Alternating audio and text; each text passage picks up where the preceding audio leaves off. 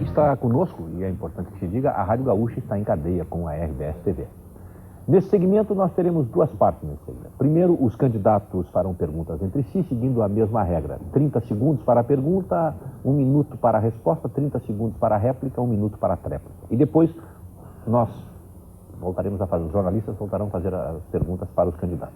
Começando pelo sorteio, José Luiz Gomes pergunta para Olívio Dutra. Olívio Dutra, senhor Olívio Dutra, o senhor, como prefeito eleito em Porto Alegre, implantou uma modernidade, que era a coragem de mudar. E realmente mudou. Nós tivemos o corredor da Avenida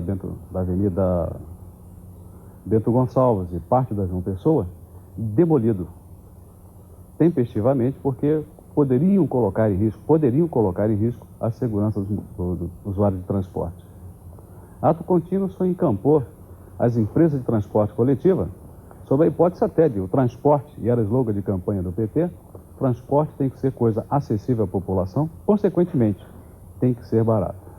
Nós lhe perguntamos, o PT não, o plus tarifário criado, tirado o dinheiro do contribuinte para financiar a empresa, aonde é que está esse dinheiro, senhor prefeito? Está circulando na cidade com os tantos mil ônibus novos, qualificando o serviço de transporte coletivo por ônibus de Porto Alegre. E, aliás, é por isso que nós reelegemos a nossa administração. Uma das coisas é isto, a mexida séria que fizemos no transporte coletivo. Não encampamos nenhuma empresa. Nós intervimos em 6 das 14 empresas permissionárias de transporte coletivo para nos apropriar de elementos que antes eram coisas mala preta.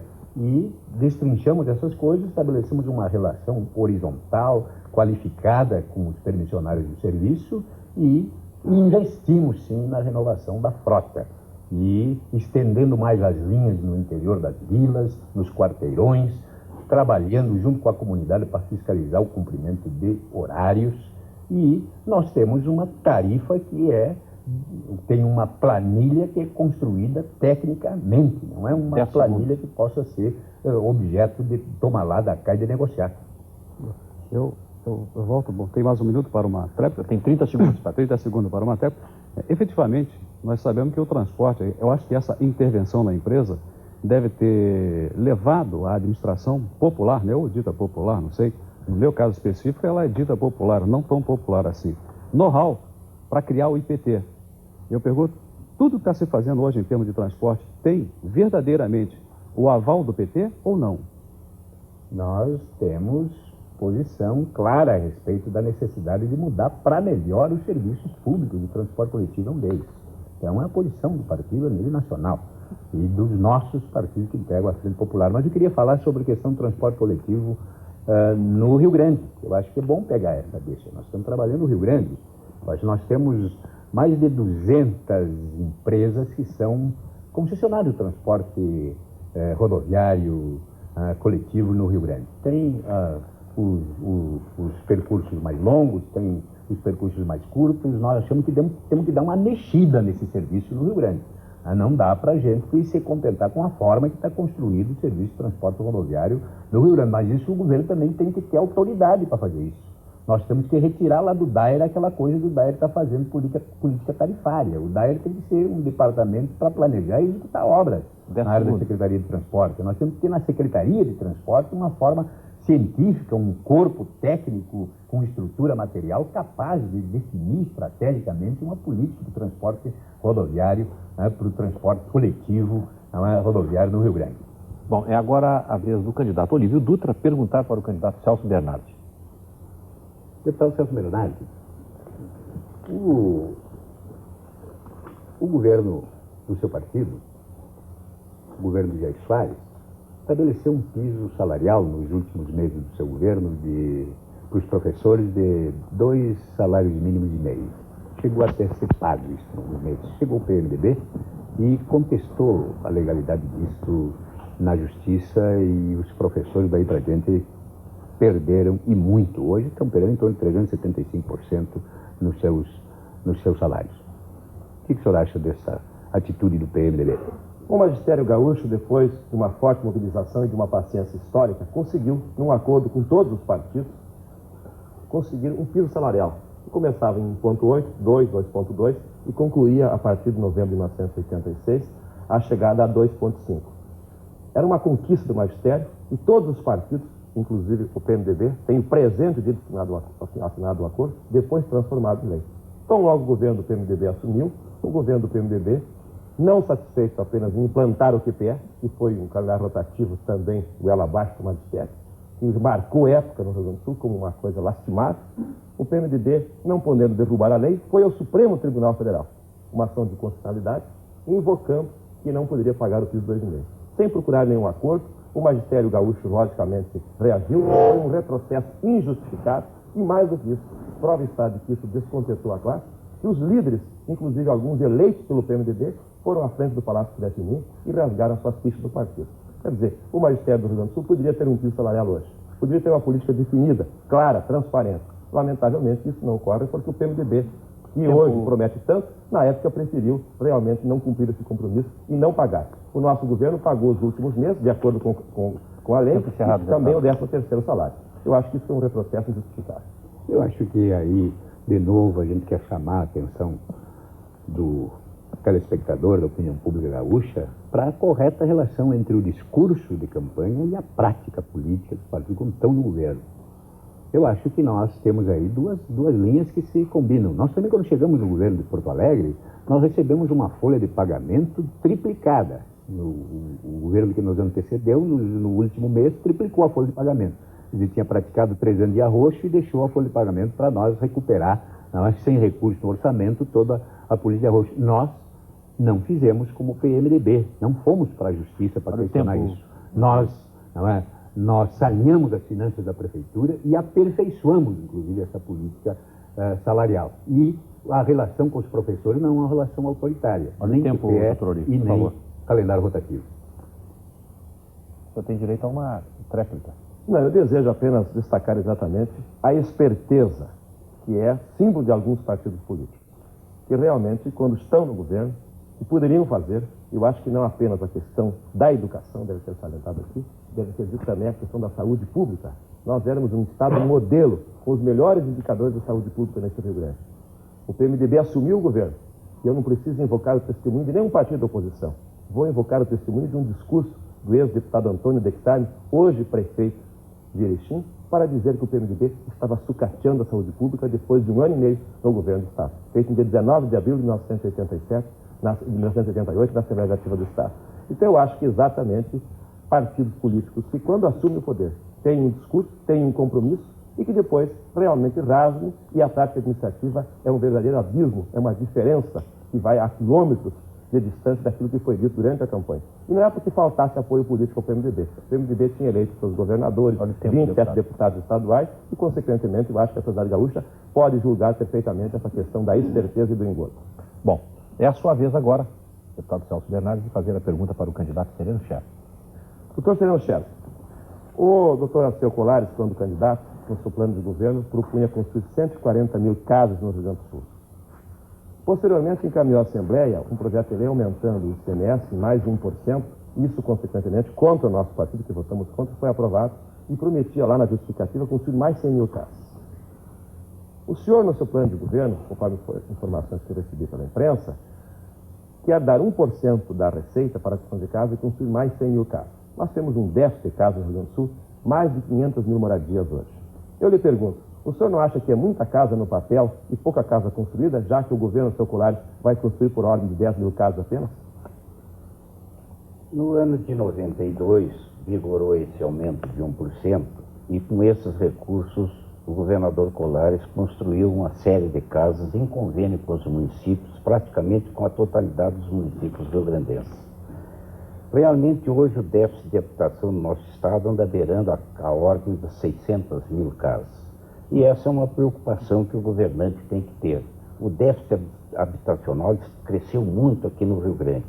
Eu estou realmente me comprometendo a aplicar 1% do orçamento para a construção de casas. E isso, segundo os nossos estudos, esses seriam recursos suficientes para se construir em convênio com os municípios, inclusive com a colaboração, com uma espécie de mutirão, porque o Estado entrará com os recursos, mas o município vai entrar com o terreno e os interessados vão entrar com o trabalho. Muitas vezes o próprio adquirente da casa vai construí-la. Então nós esperamos com esses recursos construir realmente no mínimo 100 mil casas, um sexto do déficit previsto no nosso Estado. Realmente é muito pouco diante da grandiosidade do problema. Mas eu me filio àquela corrente do Jorge, mais vale acender uma vela do que maldizer escuridão. Bom, são as promessas de campanha. 140, mais 100 quando aumentou esse semestre, mais 100 agora, 340 mil casas. Com 1% do orçamento seria hoje, na verdade, na ordem de 27 milhões de dólares. Podemos calcular que uma casa está custando 4, 5 mil dólares, 4, 5 mil reais. Então, consequentemente, as 100 mil casas não vão acontecer. Eu sei que é processo de parceria.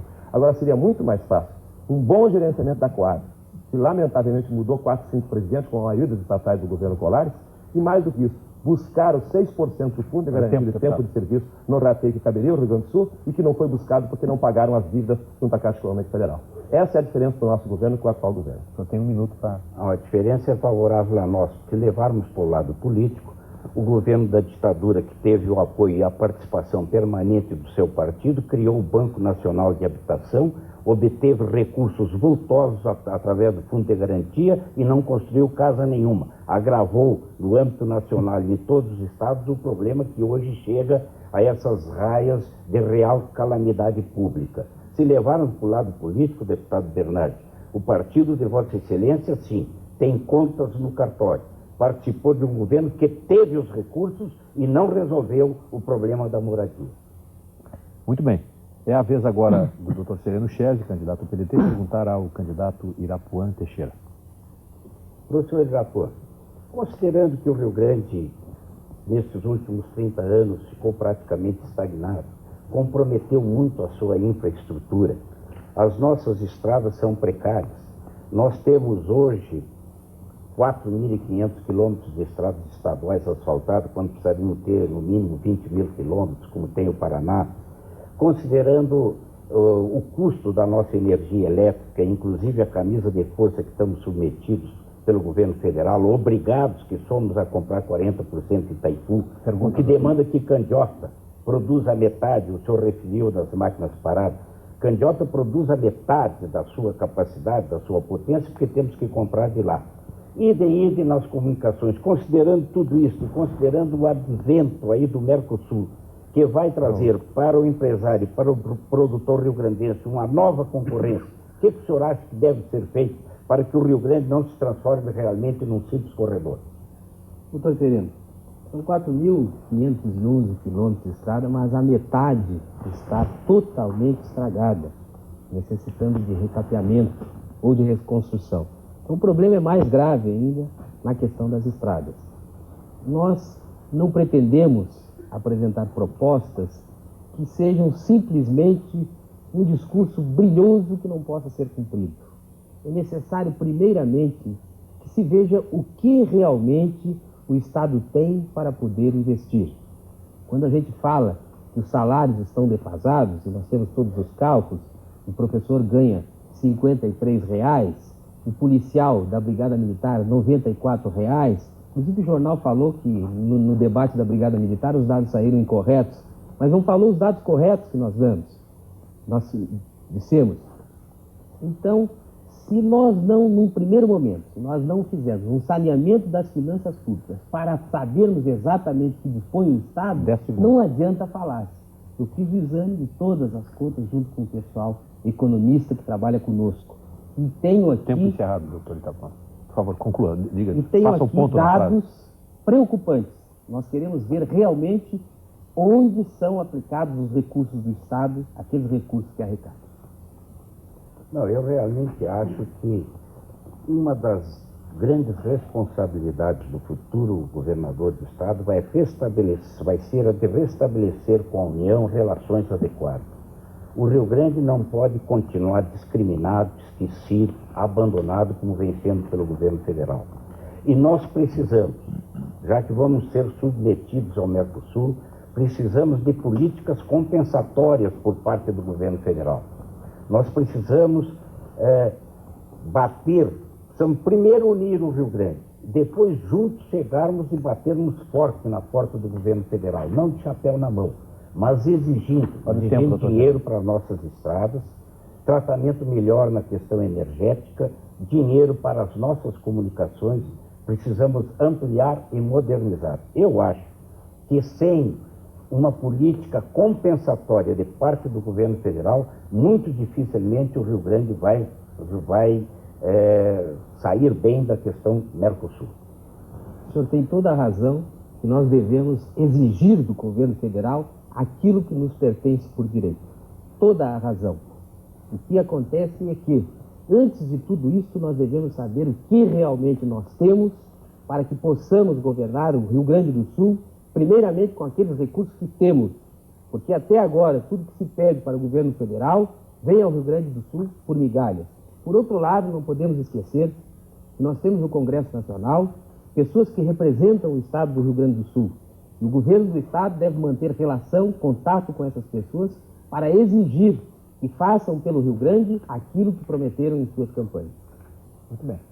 Agora é a vez do senhor, professor Irapuã, perguntar para o candidato Antônio Brito. Deputado Antônio Brito, várias perguntas eu teria para lhe fazer, mas como nós estamos hoje com um problema grave, que é a questão do confronto que aparenta, ou que num determinado momento, ou que nos apresenta o governo do Estado, um confronto entre novamente o magistério e o governo, e o senhor, tanto na televisão como no nosso debate que tivemos no CETERES, falou no resgate dos 10 anos de ódio entre o magistério e o governo. Aquela época eu lhe contestei, dizendo que o senhor havia esquecido os 4 anos do governo Pedro Simão. Eu gostaria de saber se o senhor, como eu vou fazer, vai estar junto com a sociedade amanhã, tentando lutar junto com a sociedade para garantir o direito das crianças a assistirem suas aulas, já que o senhor também assinou o manifesto do CETERES. Candidato Irapuã, eu não esqueci, eu lembrei. Sabe por quê? Porque eu faço parte de um tipo de político que não está disposto a ter memória seletiva. Quer ver exemplo de memória seletiva? Diz assim: o PMDB pegou e entrou na justiça contra os 2,5 salários para o magistério. E, no entanto, vamos pegar um exemplo de Porto Alegre, a Prefeitura Popular, da Administração Popular, entrou na justiça para anular uma lei anterior do então prefeito Colares, que estabelecia uma vinculação a cada 2 meses, aumentando os salários com base na inflação, com o argumento de que, como quem calcula a inflação é o governo federal, bem, então a prefeitura perderia a sua autonomia. Eu não sei se o PT agiu certo ou errado ao fazer o que fez. O que eu quero propor é que nós todos, em respeito ao Rio Grande do Sul, lembremos que há hipóteses de um lado e hipóteses do outro lado. Por exemplo, o QPE. O QPE é a autoria de um gaúcho respeitável que tentou implantar o QPE e hoje candidato a deputado estadual da Frente Popular. Então, o meu esforço é para mostrar, todos erramos, que eu saiba, e todos devemos ter acertado em alguma coisa. Prosseguir com o acerto e mudar o erro. Deputado Brito, eu fiz a pergunta ao senhor, o senhor estará junto com a sociedade amanhã. Eu estarei amanhã no Instituto de Educação, já que eu tenho a minha filha em colégio público, para, junto com essa sociedade, garantir esse direito. O senhor aceitaria estar comigo no Instituto de Educação amanhã, às 7h40, para juntos tentarmos garantir esse direito, ou o senhor não iria? Eu lhe peço desculpas por não ter chegado ao final da resposta, mas eu queria apenas fazer um comentário sobre os 2,5 salários mínimos, queria comentar o QPE, como poderia comentar também uma outra questão que por aqui passou, a questão das dívidas. Quando o governo Simão assumiu, havia 7 meses de ICMS em restos a pagar, dívidas a pagar. E quando o governo Simão saiu, deixou menos de um mês. Foi perfeito o governo Simão? Eu acho que não. Agora vamos também devagar com essa coisa de crítica para cá e crítica para lá. Eu estarei viajando amanhã de manhã e amanhã à tarde vou encontrar formas de apresentar aquilo que já apresentei publicamente, a minha solidariedade ao movimento. Eu entendo que a sociedade gaúcha está certa. O calendário rotativo já acabou. Conversei com o professor Paulo Egon 2 vezes na semana passada, fiz manifestações públicas e tenho um compromisso com o magistério de encontrar as formas de acrescentar minha modesta posição em favor dessa causa que eu considero absolutamente correta. É a vez agora de Antônio Brito perguntar para o candidato José Luiz Gomes. Candidato José Luiz Gomes, eu gostaria de voltar um pouco a esse assunto que eu discuti agora há pouco com o nosso candidato Irapuã. Eu fui jornalista político há algum tempo, depois deputado, depois ministro, e sempre me escandalizei com essa coisa de véspera de eleição de fulano só acerta, Beltrano só erra. Eu lhe perguntaria, o senhor concordaria eventualmente em ser parceiro da ideia de que todos os governos aqui representados ou aqui fora representados são governos capazes de errar e de acertar, ou o senhor também acha que há monopólio do acerto e monopólio do erro? Em absoluto. Eu tenho que concordar em gênero, número e grau com a assertiva feita pelo nobre contenedor. Efetivamente, o homem é um ser imperfeito. Isso se buscado na metafísica ou qualquer outra linguagem que queira se utilizar. Ele, por ser imperfeito, ele está sujeito a erros e acertos. Agora, obviamente, quando o homem tem a consciência plena que há erros e há acerto, ele tem que buscar errar menos. Ou, na pior das hipóteses, manter em equilíbrio os seus erros e acertos. E esse discernimento, ele tem que ser mais latente. Ele precisa ser mais genérico, porque o homem político, ele tem uma fidelidade partidária. E a fidelidade partidária é o fiel da balança, não é? O nobre deputado disse que não vai votar no seu candidato a presidente da República, e nós até lastimamos profundamente que na hora da eleição desse candidato não fosse pelo menos exercer o direito de voto, que é democrático, de votar contra ele, não é? A bancada do Rio Grande do Sul se omitiu sobre isso. Então, e voltando à pergunta e respondendo à pergunta, nós concordamos plenamente. O homem não é só acerto, nem é só erro. E ele deve vangloriar o acerto, mas no acerto ele deve buscar crescer e participar com a sociedade. Eu lhe agradeço e acrescento o seguinte: eu entendo que nós todos precisamos, e isso a democracia vai fazendo, amadurecer no exame dos governos e amadurecer no exame das experiências. Os partidos todos estão enfrentando dificuldades, os governos todos enfrentam dificuldades, alguns têm a dificuldade de enxergar as suas dificuldades, mas todos enfrentam. E o meu comportamento é o comportamento de entender que não vai conseguir governar o Rio Grande. Nenhum dos 6 aqui presentes conseguirá governar o Rio Grande se não tiver exatamente a capacidade de tentar somar, tentar juntar, tentar unir, para partir para um tempo à altura da grandeza desse Estado. Um dos problemas sérios do Rio Grande tem sido exatamente essa nossa dificuldade em nos unirmos. Efetivamente, e isso por experiência própria, o deputado sabe, né? Nós tivemos, por exemplo, um senador eleito pelo Estado do Rio Grande do Sul, faz uma emenda orçamentária para o Estado de Minas Gerais. Tivemos o seu Genebaldo Correia, tivemos o seu Ibsen Pinheiro, entre outros. E verdadeiramente, o que se busca politicamente, e esse é o aspecto político que tem que ser abordado, é a chamada união política independente da coexistência partidária, porque quando se é eleito para um cargo eletivo, nós somos eleitos por um mandato popular. Eu estou sendo eleito para exercendo um direito que uma sociedade me deu, e a reciprocidade que ela espera de mim, no mínimo, é a minha integridade. É que eu vá dar a ela a reciprocidade daquilo que ela espera.